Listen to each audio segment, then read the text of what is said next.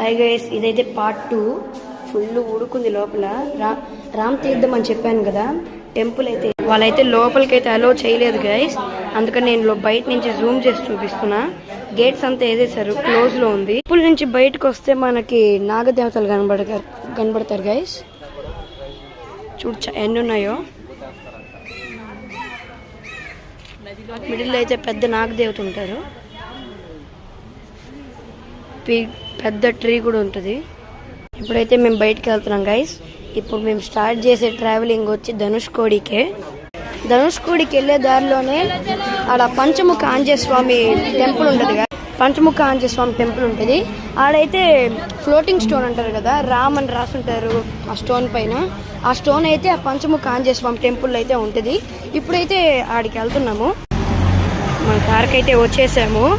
ఇప్పుడైతే పంచముఖ ఆంజనేయ స్వామి టెంపుల్కి అయితే మేము బయలుదేరుతున్నాం. మేమైతే స్టార్ట్ అయిపోయాము పంచముఖ ఆంజనేయ స్వామి టెంపుల్కి అయితే.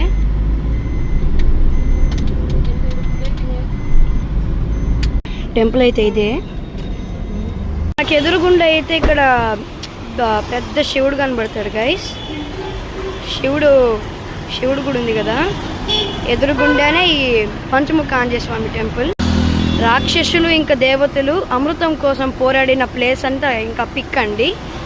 మీరు బాగా అబ్జర్వ్ చేస్తే కనబడచ్చు. ఇటుపక్క అంతా రాక్షసులు, ఇటుపక్క మొత్తం దేవతలు ఉంటారు. మిడిల్లో శివుడు కనబడతాడు. కొంచెం ఫ్రంట్ వస్తే మనకి పంచముఖ ఆంజనేయ స్వామి టెంపుల్ కనబడుతుంది అనమాట. సింధూరం కలర్లో ఉంది కదా, అదే టెంపుల్. మనకు తెలుసు కదా, ఇక్కడ ఆంజనేయ స్వామి వాళ్ళ గ్యాంగ్ మొత్తం ఇలా రామ్ అని రాసి ఇలా సృష్టించారు. మనందరికైతే కనబడుతుంది లోపలికి వెళ్తే. ఇదే హనుమంతుడి గ్యాంగ్ అంతా రామ్ అని రాసి లోపల శ్రీలంక బార్డర్ దగ్గర రాస్తారు. అప్పుడు రాముడు అయితే దానిపై నడుస్తున్నాడు. ఇప్పుడైతే లోపలికి వెళ్తున్నాం.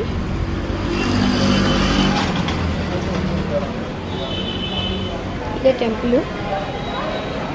ఇక్కడైతే గణేష్ ఇంకా మహాశివ కనబడుతున్నారు.